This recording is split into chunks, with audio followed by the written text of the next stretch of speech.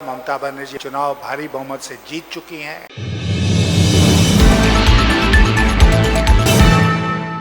नमस्कार दोस्तों, बंगाल चुनाव जैसे जैसे समाप्ति की ओर बढ़ रहा है वैसे वैसे राजनीतिक सरगर्मियां और भी तेज होती जा रही हैं। अब बंगाल चुनाव में भारतीय जनता पार्टी को कितनी सीटें मिलेंगी, इसको लेकर बड़ी खबर निकलकर सामने आई है। जी आपको बता दें, बंगाल चुनाव में भारतीय जनता पार्टी को 40% वोट शेयर जरूर मिलेंगे, लेकिन बस इतनी ही सीटों पर सिमट सकती है भारतीय जनता पार्टी। भारतीय जनता पार्टी को बंगाल में कितनी सीटें मिल सकती हैं, पूरा आंकड़ा आपको डिटेल से बताएंगे। यहाँ दोस्तों, जिस तरह से पश्चिम बंगाल में लगातार भारतीय जनता पार्टी ये दावा करे कि 200 सीटों से ज्यादा सीटें जीतेगी, वहीं ममता बनर्जी भी ताल ठोक कर दावा कर रही है कि एक बार फिर वो बंगाल में सरकार बनाएंगी। लेकिन आपको क्या लगता है, बंगाल में इस बार क्या ममता बनर्जी सत्ता में वापसी कर पाएंगी या फिर भारतीय जनता पार्टी बंगाल विधानसभा का चुनाव जीतकर सत्ता में परिवर्तन करने में कामयाब हो जाएगी? आपको क्या लगता है? आप अपनी राय कमेंट कर जरूर बताएं और साथ ही इस वीडियो पर अपना एक लाइक जरूर दें, क्योंकि आपका एक लाइक ही हमारे मेहनत का असली फल है। और साथ ही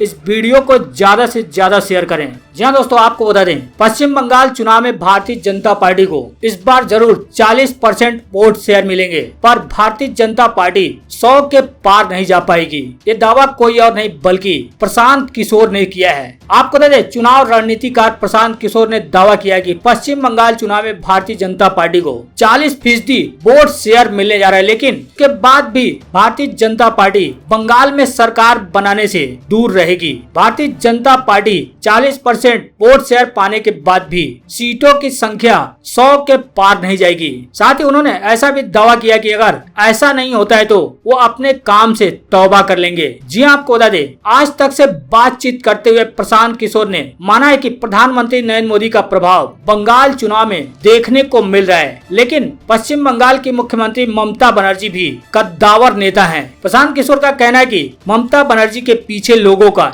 एक वर्ग है जिनकी वजह से वो बंगाल की मुख्यमंत्री बनी है। उनका कहना है कि ऐसे में ममता बनर्जी को खारिज कैसे किया जा सकता है। प्रशांत किशोर का दावा है कि एक बार फिर से ममता बनर्जी की बंगाल में सरकार बनेगी। वहीं प्रशांत किशोर ने कहा है कि भारतीय जनता पार्टी जरूर आक्रामक तरीके से बंगाल में प्रचार कर रही है। ममता बनर्जी की पार्टी तृणमूल कांग्रेस के लोगों को भी निशाना बनाया जा रहा है, लेकिन इसके बाद भी भारतीय जनता पार्टी की बंगाल में दाल नहीं गलने वाली है। बंगाल के लोगों में ममता के प्रति जो लगाव है वो आज भी बरकरार है। प्रशांत किशोर का दावा है कि ममता बनर्जी ने बंगाल में बहुत काम किया है। उनका कहना है कि ममता बनर्जी का लोगों से इतना अच्छा जुड़ाव है, इसी जुड़ाव के चलते ममता बनर्जी मजबूती से चुनावी मैदान में खड़ी हैं। चुनावी रणनीतिकार प्रशांत किशोर का कहना है कि लोकसभा चुनाव के दौरान भारतीय जनता पार्टी ने 18 सीटें जीती थी। इसके हिसाब से लगभग 125 विधानसभा सीटों पर भारतीय जनता पार्टी अपना प्रभाव रखती है, लेकिन इतनी सीटें जीतने के बाद भी भाजपा की बंगाल में सरकार बनने की आसार नहीं है। 40% अगर वोट बीजेपी को आ रहा है तो तृणमूल को 45-40% वोट आ रहा है। 40% के साथ वो 100 सीट नहीं ले नहीं पाएंगे। ले पाएंगे, यही तो बात, नहीं ले पाएंगे। बिल्कुल, तो मैं आपको यही बताना चाह सीट रहा वाइज आपको लग रहा है कि नहीं मिल पाएगा। प्रशांत किशोर का कहना था कि 294 सीटों की विधानसभा में बहुमत के लिए जो आंकड़ा चाहिए वो भारतीय जनता पार्टी की पहुंच से काफी दूर है। आपको बता दें, बंगाल में सरकार बनाने के लिए 148 सीटें चाहिए। 148 सीटें जिस पार्टी को मिलती है वो सरकार बनाएगी। हालांकि आज तक के एंकर के एक सवाल के जवाब में प्रशांत किशोर ने कहा कि वो अपनी उस बात पर अडिग हैं जिसमें उन्होंने दावा किया कि भारतीय जनता पार्टी को 100 से ज्यादा सीटें यानी 100 का आंकड़ा भारतीय जनता पार्टी पार नहीं कर पाएगी। एक बार फिर उन्होंने कहा कि अगर ऐसा होता है तो वो जो काम कर रहे हैं उसे छोड़ देंगे। उनका कहना है कि ऐसे में उनके चुनाव रणनीतिकार बने रहने का कोई मतलब नहीं रह जाता है। प्रशांत किशोर का कहना था कि वो जो काम कर रहे हैं उसमें उनकी गहरी समझ है। सीधे सीधे प्रशांत किशोर ने आज तक से बातचीत में दावा किया कि भारतीय जनता पार्टी को बंगाल में भले ही 40% वोट शेयर मिलने जा रहा है, पर सीटों की संख्या 100 के पार नहीं जा पाएगी। इसका मतलब है कि भारतीय जनता पार्टी को प्रशांत किशोर के मुताबिक बंगाल में बहुमत नहीं मिल पाएगा। उनके मुताबिक जैसा कि उन्होंने दावा किया कि एक बार फिर ममता बनर्जी की सरकार बनेगी। इस हिसाब से जो 148 सीटों का बहुमत का आंकड़ा है उसको ममता बनर्जी की पार्टी तृणमूल कांग्रेस पार कर जाएगी। अब ये रणनीतिकार प्रशांत किशोर के मुताबिक, हालांकि आपको बता दें पश्चिम बंगाल चुनाव शुरू होने से पहले कई बड़ी कंपनियों ने, जिसमें एबीपी सी वोटर ने और सीएनएक्स टाइम्स नाउ सहित कई मीडिया चैनलों ने बंगाल विधानसभा चुनाव को लेकर अपने अपने ओपिनियन पोल जारी किए। लगभग कई ओपिनियन पोल में ये देखने को मिला कि बंगाल में ममता बनर्जी की पार्टी तृणमूल कांग्रेस को बहुमत मिलता हुआ दिख रहा है। हालांकि कई ऐसे ओपिनियन पोल भी निकलकर सामने आए जिसमें भारतीय जनता पार्टी और तृणमूल के बीच कांटे की टक्कर दिखाई दी, लेकिन फिर भी कई ओपिनियन पोल में भारतीय जनता पार्टी को बहुमत मिलता हुआ नहीं दिखा। वहीं ममता बनर्जी की पार्टी तृणमूल कांग्रेस 150 सीटों को पार करती हुई दिखी। और अब प्रशांत किशोर ने भी दावा कर दिया है कि बंगाल में भारतीय जनता पार्टी को 40% वोट शेयर जरूर मिलेगा, लेकिन 100 सीटों के पार भारतीय जनता पार्टी नहीं जा पाएगी। हालांकि आपको क्या लगता है बंगाल में किस पार्टी को कितनी सीटें मिल सकती हैं और इस बार बंगाल में किसकी सरकार बनेगी? आप अपनी राय कमेंट में जरूर बताएं।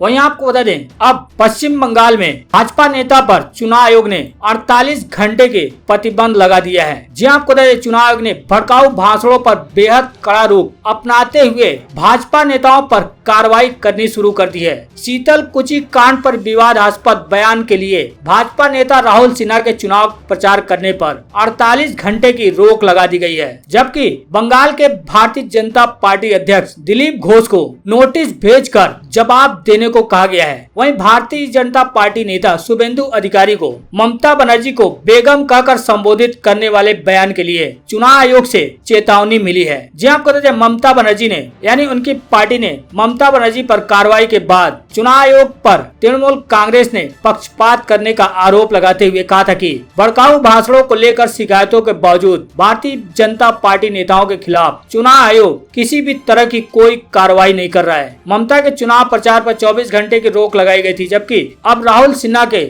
प्रचार पर 48 घंटे की रोक लगा दी गई है। तृणमूल कांग्रेस के शिकायत पर चुनाव आयोग ने राहुल सिन्हा के बयान की कड़ी शब्दों में निंदा करते हुए उन्हें चुनावी जनसभाओं को संबोधित करते वक्त सावधानी बरतने की भी चेतावनी दी है और साथ में 48 घंटे तक प्रचार प्रसार करने पर रोक लगा दी है। वहीं आपको बता दें ममता बनर्जी पर 24 घंटे का प्रतिबंध हटते ही ममता बनर्जी एक बार फिर चुनावी जनसभाओं में गरजी हैं। गरजते हुए उन्होंने बोला कि बंगाल को गुजरात नहीं बनने देंगे। उनका कहना है कि मैं स्ट्रीट फाइटर हूं। जी आपको बता दें पश्चिम बंगाल की चुनावी जंग में बयानबाजी और भी तेज होती जा रही है। मुख्यमंत्री ममता बनर्जी पर चुनाव आयोग ने 24 घंटे का प्रतिबंध लगाया था। जैसे ही प्रतिबंध समाप्त हुआ वैसे ही ममता बनर्जी एक बार फिर चुनावी रैलियों में जमकर जी हैं। उन्होंने एक रैली के दौरान कहा कि हम बंगाल को गुजरात नहीं बनने देंगे, बंगाल गुजरात नहीं बन सकता, मुझे रोकने का कोई फायदा नहीं है। ममता बनर्जी ने खुद को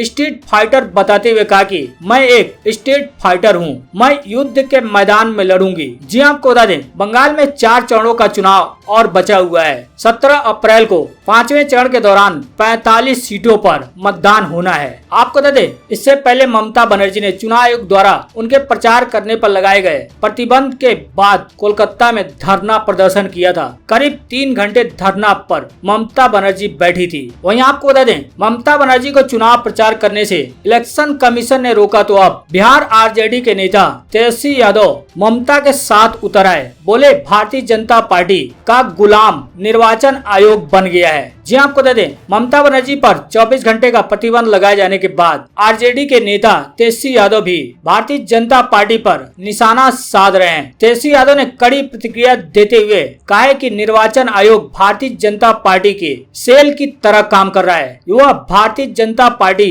यानी चुनाव आयोग भारतीय जनता पार्टी का गुलाम बन गया है। तेजस्वी यादव ने बिहार में बढ़ते कोरोना संक्रमण तथा मधुबनी हत्याकांड पर भी प्रतिक्रिया दी है। आपको बता दें आरजेडी ने पश्चिम बंगाल में ममता बनर्जी की पार्टी तृणमूल कांग्रेस को बिना शर्त समर्थन दिया है। आरजेडी वह चुनाव मैदान में नहीं है, लेकिन उसका समर्थन टीएमसी के पूरी तरह से मिला हुआ है। तेजस्वी यादव ने बिहार में कोरोना वायरस संक्रमण के बढ़ते मामलों को लेकर भी प्रतिक्रिया देते हुए कहा कि सरकार को तेजी से काम करना होगा, साथ ही लोगों को भी सावधानी बरतनी होगी। हालांकि संजय राउत ने भी ममता बनर्जी पर प्रतिबंध लगाने को लेकर भारतीय जनता पार्टी पर बड़ा प्रहार किया है। संजय राउत ने आरोप लगाते हुए कहा कि इलेक्शन कमीशन ने ममता बनर्जी का प्रचार रोकने का फैसला भारतीय जनता पार्टी के कहने पर लिया है। शिवसेना सांसद संजय राउत ने आरोप लगाया कि निर्वाचन आयोग ने पश्चिम बंगाल की मुख्यमंत्री ममता बनर्जी को 24 घंटे तक प्रचार करने से रोकने का निर्णय भाजपा के कहने पर लिया है। संजय राउत ने ट्वीट करते हुए